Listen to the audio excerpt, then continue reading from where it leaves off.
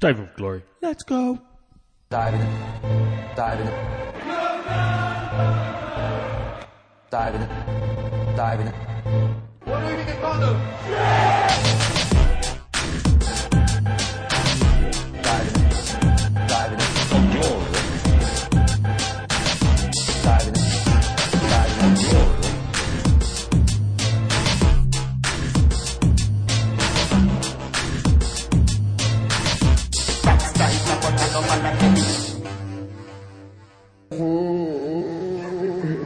Diving for glory. Welcome back, everyone. Diving for glory. Episode 37, season 2. She's your S family guy. She's your S family guy. Yeah. What a do? Welcome back, Diving for Glory, episode 37, season 2. I'm your host, Mr. Pep Porciola, doing this like Han, Mr. Solo today. Star Wars all weekend. Happy Memorial Day, everybody, if you in the States.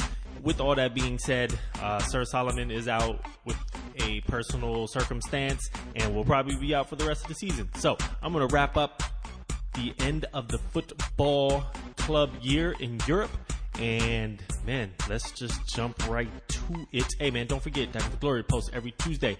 Every Tuesday. We post every Monday. We post every Thursday after Champions League, but there are no more, so the only thing that matters is season finale next week after the Champions League. I will see you then. Hit us on iTunes, YouTube, and divingforglory.com. That's where you can find us. Rate us on iTunes, Facebook, Twitter, at Diving for Glory. You know what it do. Adjust the cup. Jersey tug. Boots lace. Diving for Glory. Let's go.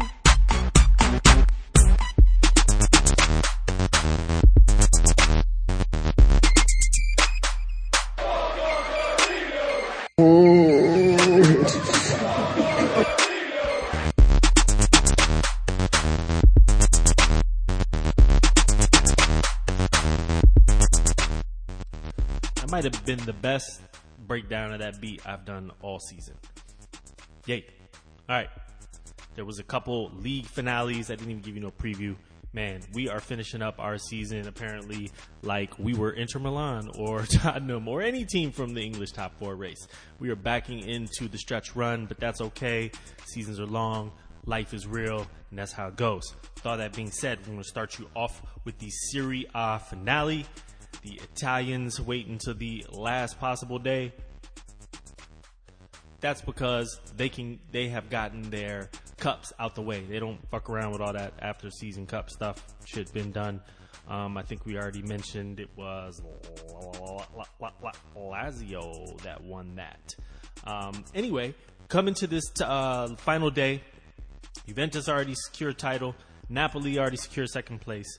Inter have backslid all the way into the top 4 battle. Atalanta has started to separate themselves a little, or attempt to. They've made a nice run at the end. So you got Atalanta, Inter, AC, Roma, and you had Torino actually on an outside chance to steal a European spot, which unfortunately now becomes a Europa qualifying spot because of Lazio getting a group stage berth through their Coppa d'Italia win.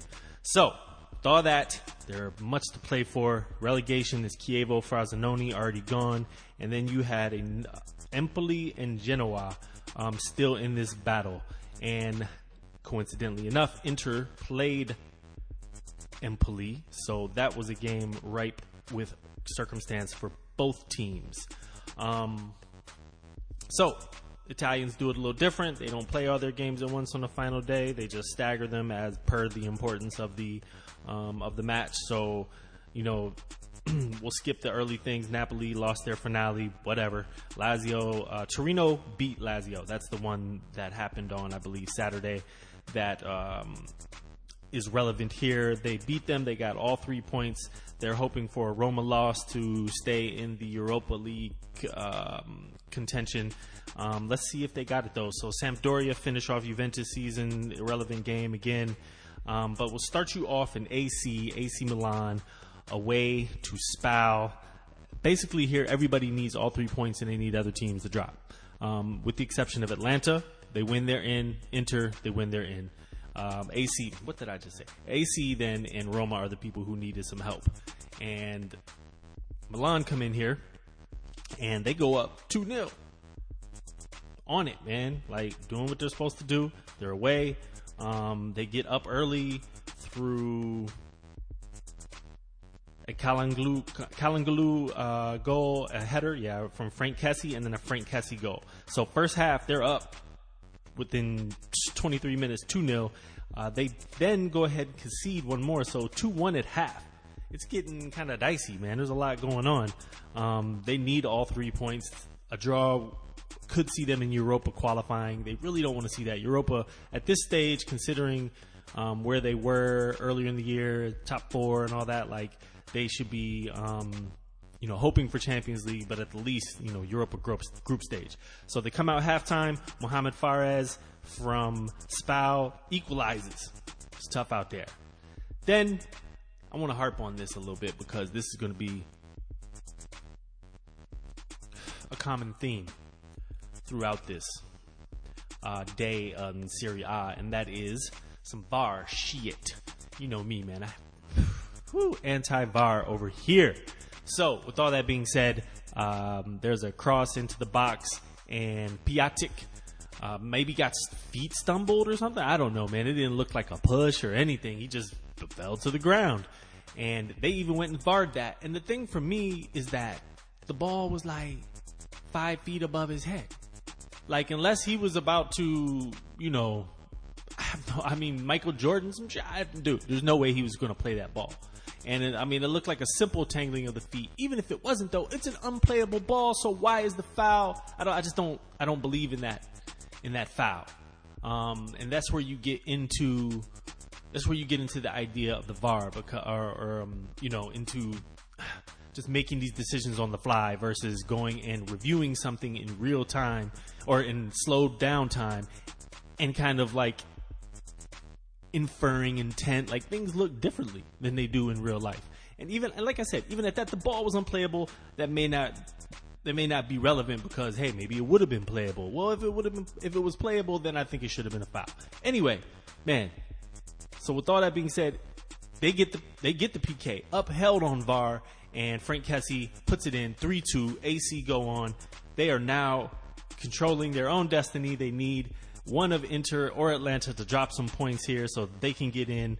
And let's go to the Roma game because they need all 3 points just to they could sneak in there randomly. Let's see. Yeah, they could have snuck in there. Definitely, but they just need to hold off Torino and make sure they get some type of Euro. Maybe they do. Maybe finishing 7th would have been a blessing because they're going to be in Europa qualifying. So a couple rounds, a couple extra games, early summer, etc., etc. It's not an ideal situation. So with all that being said, Roma playing Parma.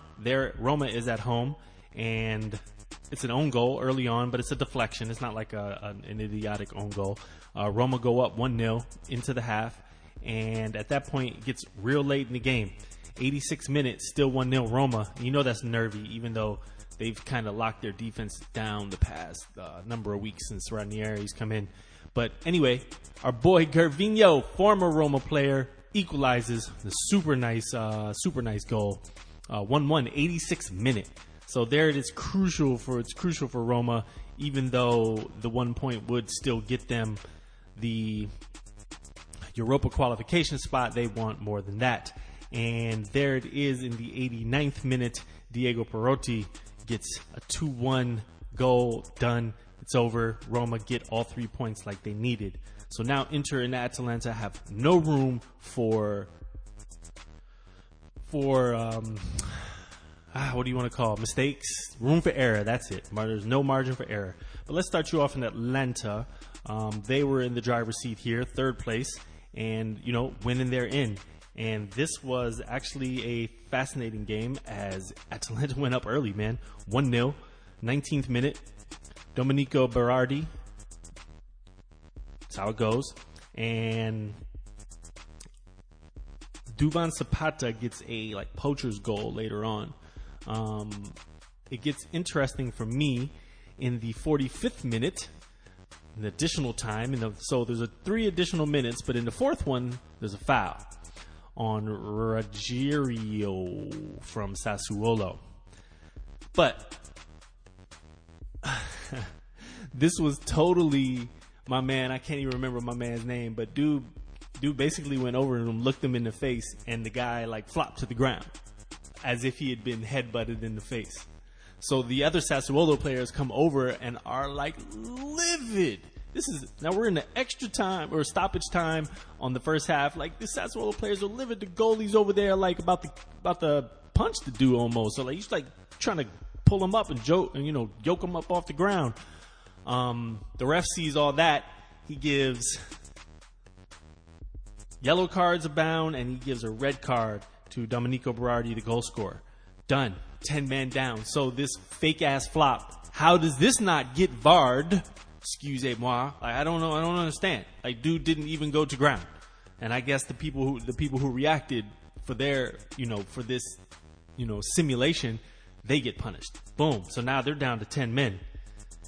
At that point, to come out, 53rd minute, they wrap it up, man. 2-1 Alejandro Gomez, 3-1 Mariano Pasalic, and it's over, man. More arguing, another red card. So Sassuolo finished with 9 men. Atalanta 3-1. Peace. They're going through to Champions League. That is pretty impressive. Like I said, I believe they made it a couple years ago, but they played well down the stretch. They did their thing. Now it comes to Inter. Inter again, win and they're in. If they lose or they draw, they're going to be out. AC will take that spot. And I'm telling you, man, as only Inter could do. So nothing first half, 0-0. 46th minute, Keita Balde comes on at half. 5 minutes later, goal. And I mean, lovely goal, dude. Like, worked him, little crossover, cut back to the middle, and then kicked it to the far corner. It was a very nice goal. Keita Balde, 1-0. At this point, they are going to the Champions League. 61st minute, though, Icardi gets a penalty. Gets a penalty that is like basically he breaks free in the box and the goalie dives out. I think he gets the ball. Looks like he gets the ball. And it looks like Icardi dragged his foot just because he knew the guy dove, basically. Gets called a penalty. Guess what they do? They go to VAR. Oh, my God. Imagine that. They go to VAR. They uphold the penalty. The announcers are suspect, but the ball don't lie, man. Icardi misses the penalty. It's saved, kicked out of bounds, no goal there. So 1-0 at that point still. We're getting later into the game. 76th minute, Traore with a lovely goal for Empoli. Do not forget, Empoli are fighting for their lives here in relegation. They need all 3 points as Genoa are still there too. So even at this point, man, a point would have done. But, man, they're there. 5 minutes later, though, total breakdown, man. Just like, I don't know what in the hell Empoli were doing. But basically, dude comes down, breaks him off, kicks it, misses the goal, but it bounces right off the post. And, I mean, Nangolan is just sitting there totally unmarked, like wide open, and he just kicks it to the back of the net. Like, done, 2-1. So, at that point, though, it gets kind of crazy, man, because there was some stuff here at the end. Let me tell you, man, Inter was trying to give this game away. Like, I mean, Empoli had a couple nice chances, like a great save in there, and then even at the end, again, the last thing I want to harp on just for the fuck of it is VAR again. So they bring the goalie up on a corner. It gets kicked out to, I think, Balati or Parati or one of them oddies. But dude basically dribbles through a few players, kicks the ball because the goal's wide open, goes in the goal. They're up 3-1. It doesn't really matter, except the goalie ran by Keita Balde. Keita Balde put his hand on the jersey. didn't even pull him. Didn't do anything. Just put his hand on the jersey, and the goalie fell to the ground. Flop. They called that back. No goal. Red card. Keita Balde done. Again, it's too much, man.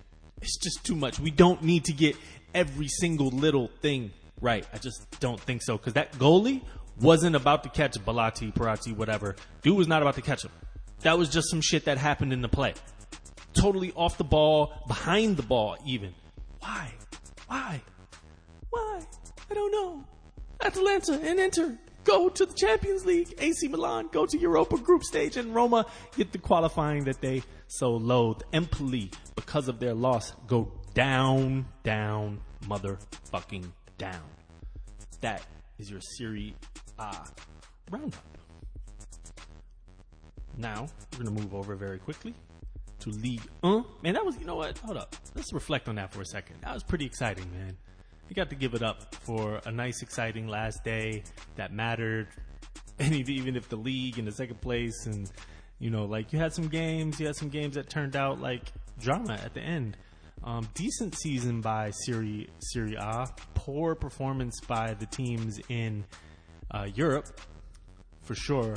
So you still kind of feel like the league just is a pretty big step behind the champion England at this moment. Definitely behind La Liga, I would still think. Although I would say that. That's tough, but whatever. Anyway, I don't want to get into that. There's nobody to argue about that with. I'm just pontificating here. And speaking of pontificating, I don't know what the fuck. Anyway, we're going to go to League 1. Here we go. There's only really one thing to play for. Let's remind you. PSG won this league back in December. Lille, second place. They were solid there. It was decided already before this day, so they are going to Champions League group stage. Lyon are also in there, but they are Champions League qualifying round. Saint Etienne, Rennes, and Strasbourg all go to Europa by virtue of France having like 17 domestic cups or something. No, seriously. Rennes and Strasbourg both won the Coupe de la Ligue and the Coupe de France, so they got spots in Europa. Saint Etienne finished fourth. They got a spot. Marseille finished on the outside. Nice finished on the outside. Montpellier. So tough for Marseille, who just today hired AVB, Andre Villas-Boas, or however you pronounce that. So the only thing left to play for here is relegation. Toulouse are in this fight. Monaco are in this fight. Dijon are in this fight. Cannes are in this fight. Very loosely though. When it's all said and done, it came down to they all played their games on Friday at the same time. I found that amazing. Monaco did nothing to help their cause. They tried to get relegated, but they just couldn't. They lost 2-0 to Nice. It's really about Cannes and it's really about Dijon. Cannes are at home against Bordeaux. They take a 1-0, give up a goal in the 19th minute, and just don't have the firepower, couldn't do anything much. The big deal here is that the person that finishes 18th or 19th is definitely going down. The other team gets to play a playoff. So with Cannes losing, Dijon is in prime position to go ahead and take that playoff spot and take it. They do, even though they go down 1-0 early. They do equalize, and they do go up in the 62nd minute, and it's a wrap. Dijon go to the Ligue 1 playoff, which is to be played against RC Lens. That is May 30th. When was that, Wednesday? For the same day as the Europa League final? Anyway, yeah, so that is that, man. Guingamp and Cannes are gone. Dijon in a playoff with UC Rennes. So that is Ligue 1, offering you none of the drama that Serie A or even England or anything, man. Except the one team that lost to a vastly inferior team in Europe and decided to bullshit their cups away and just mailed it home the last 10 games because they had already won the league, like I said. Anyway, be nice if that league was something. Why? I don't know. Just so there's more soccer to watch. Doesn't matter. Anyway, moving along. The most expensive game in football. You would think it's the Champions League final. I think you get about $100 million for winning that or something, but it's not. It is the promotion game, the promotional playoff game of the English Championship to the Premier League. You will get more money in that game than you would if you win the Super Bowl, if you win the World Series, if you win the NBA Finals. Even the World Series, you get like $30 million. For this, you get $215 million just for getting promoted. So Derby County, Aston Villa at Wembley. It is a Chelsea reunion. Frank Lampard, the coach of Derby County, if you didn't know. John Terry, I believe he's a player assistant maybe or something like that. So he's an assistant coach and a player for Aston Villa. And I feel like that is his his original team. Maybe, I don't know. But anyway, so here they are, man. Derby County fought it out. Frank Lampard's first year. Aston Villa, big game, man. But Aston Villa just proved too much here. They walk away with a 2-1 win over Derby. They were just more clinical. A lovely, lovely header to get things cracking right at the end of the first half. Anwar El Ghazi. A very nice cross in from El Mohammadi. Man, it was nice. Really placed it in the corner, like just got the glance on it and put it where he wanted to. They went up 2-0. John McGinn, 59th minute. It's looking very good here for Aston Villa. And then Derby County turned it up, though, you know, like they've been doing all season. Coming back. Martin Waghorn with a goal at 2-1. And I promise you again that Derby County definitely had their chances. Statistically, they dominated possession, 57%. Total shots, they had more. No big chances, though, and that's the difference. Aston Villa had 2 big chances, and as I said, they had 2 goals, man. So there it is, because there were no big chances missed for them. And Aston Villa with Norwich and Leeds, I think. No, Sheffield. Norwich, Sheffield, and Aston Villa go for promotion to the Premier League. Get paid. Man, I love that game was on, at least on ESPN News or some shit. Like, I could get it on the app. Just sweet. I really appreciate the dearth of coverage that we are getting these days. There were also a couple cups to be played. Finishing up La Liga is the Copa del Rey and the German Cup, the DFB Pokal. So, Pokal. What's that shit you be kicking? Pokal. Anyway, yeah, man, Copa del Rey. We're going to start you there. Barcelona, like, dominating the shit like the past 5 years or something crazy. Like, I think Messi has like 8 or 9 of these trophies. But, man, in Sevilla, they are but they are playing Valencia. So Valencia is a top 4 team. They will be in Champions League. They are that perfectly well-drilled defensive team who counter ruthlessly. And that was a pretty much that was a preview of things to come, as Barcelona have been reeling basically since winning the league, letting Liverpool smash them at home, whatever, or away, 4-0, and come back in Champions League. You know that had to hurt, and apparently is just. I find it, amazing. I mean, you can look at the team, you can have your critiques, but you look at something and all of a sudden it's like, man, they're like 3 wins from the treble. And they're like, man, we got to overhaul the whole team. And why is that? Because they got their ass whooped in this game. Valencia, clinical on the break. They opened it up 2-0 before Barcelona even had a chance. And we're talking within 33 minutes, Gamero, sweet goal. And then Rodrigo finished it off. And Barcelona could never break down their defense. Like I said, well-drilled machine here, Valencia. Lionel Messi got a poacher's goal late in the game, so it's 2-1. So there definitely was some drama near the end.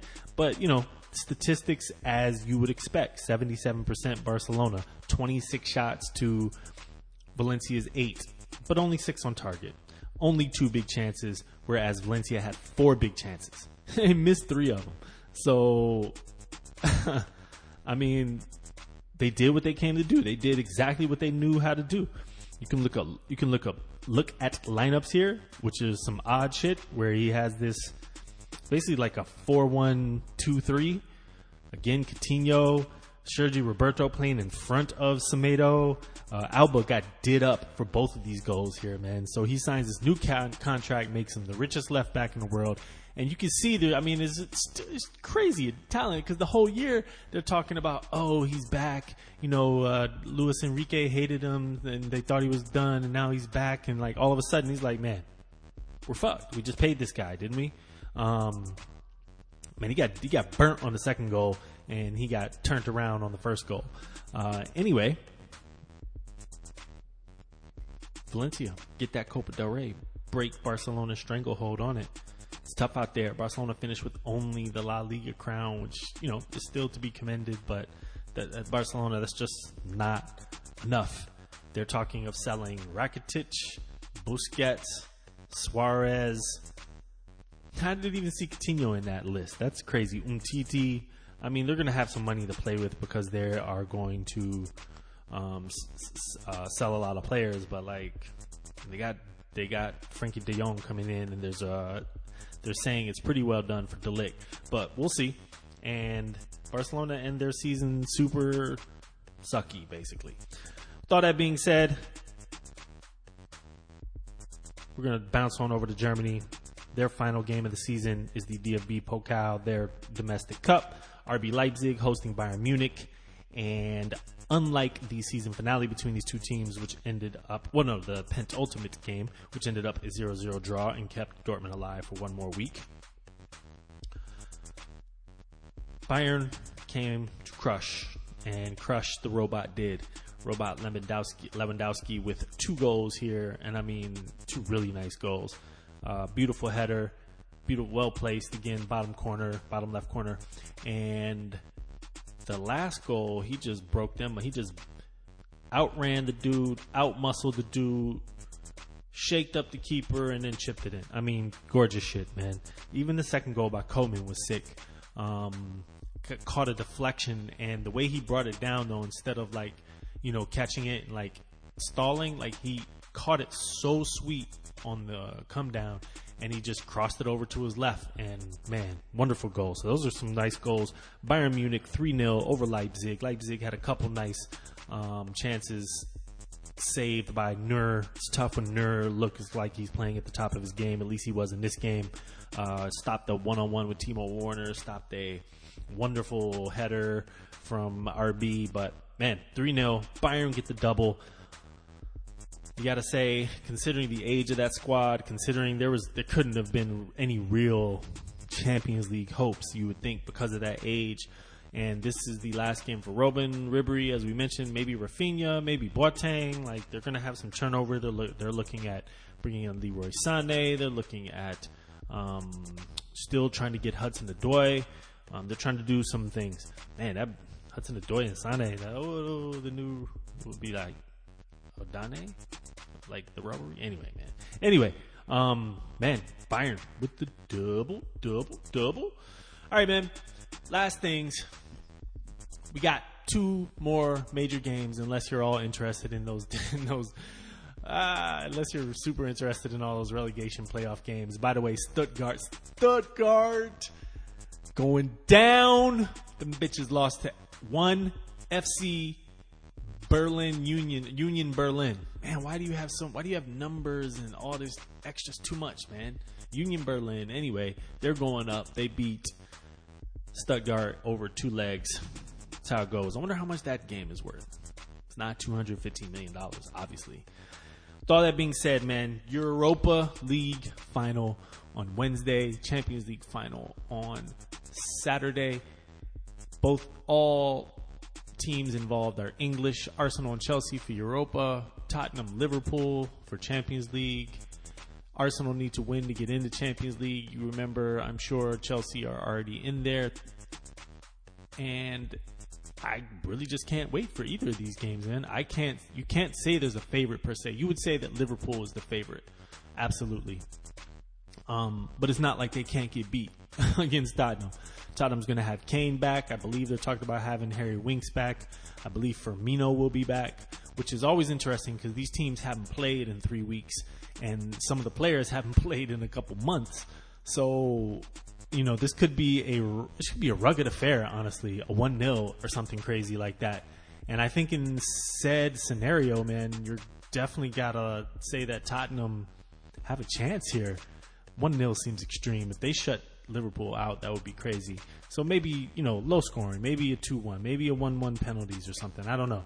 But I feel like if Tottenham can deal with the press that's going to come, because I assume they're going to press, Liverpool's going to press like they normally do. If they can play out the back well enough and sustain it the first half without getting ran out the building, I think they'll have a decent chance to stay in there. It'll be interesting to see what he does with Moura's son. Who will he start? If he's going to, he's going to start Kane. That's the interesting thing. Like, more than anything, what's happening on Liverpool's side because everybody was relatively healthy outside of Firmino. Firmino's healthy. Firmino's starting, I would say. And even if not, he'll be the first sub off the bench if he's healthy to play. Firmino will have an impact in his game, whether it is by not showing up or by doing what he does. So really can't wait for that. Europa League is, man, again, this one's a little more open in my opinion because I don't think either team are that great. Arsenal, Chelsea, both have their major flaws. You would say Chelsea has, considering Chelsea's defensive, the rhetoric around their defense, like the statistics don't necessarily say that. They had a couple games where they got ransacked. So you look at the goal difference and you say that 10 of them came against, Man City and Bournemouth. But with all that being said, Arsenal's been bad all year. Their defense is bad all year. But man, all you need is a few plays, and they definitely have the scorers up front to put it on Chelsea. And Chelsea have proven to have a problem scoring all year. So they'll be looked at, to do Hazard to do it all by himself again. I do not know if Kante is going to play in this game. He was injured. I know Lacazette, Aubameyang, hopefully he'll start them together. We'll see what Count Chocula decides to do with his lineups. He gets real inventive. He's had a lot of time to think about this game, and it's a big game for them as their ability to recruit players in the summertime is going to be impacted by the result of this game. Like I said, Chelsea's already in there, but still, I do not think you'll see any lack of desire from them. Eden Hazard's potentially last game. Man, I'm not sure I don't think he's won this trophy. I think he came the year after they won it. Or did he? He could have been on that team because they won the Champions League, and then the next year I think they won Europa because they went out so early. But anyway, pretty sure it's Hazard's last game in Chelsea. So there's a lot going on. Enjoy your football lives this next couple days, and some NBA finals too, man, if you're down with that, or even hockey too, man. I don't know. Anyway, that's it, man. We out. I'm out. Corso, Yola, my man. I got to do it. I'm out. Game is over. Match. Thanks for tuning in. Appreciate anyone who takes the time to check us out on iTunes, YouTube, or divingforglory.com. Shout out Sir Solomon, man. Hope you're doing the best you can, my man. And eager for you to get back, man. Diving for Glory, man. Holla. Diving. What do you think it's called?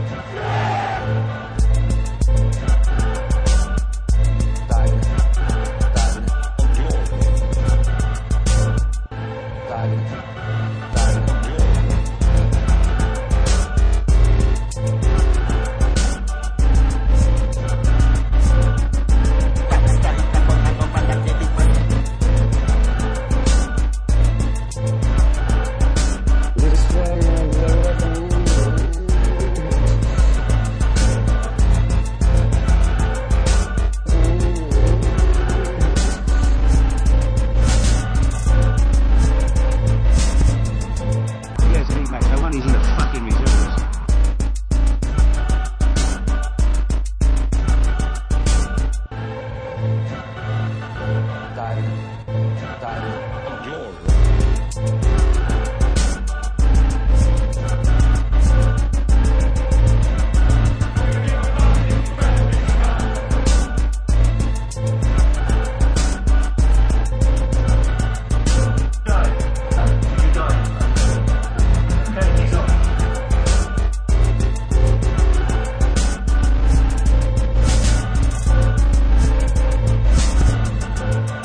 man. There's nothing more to say. Diving in glory.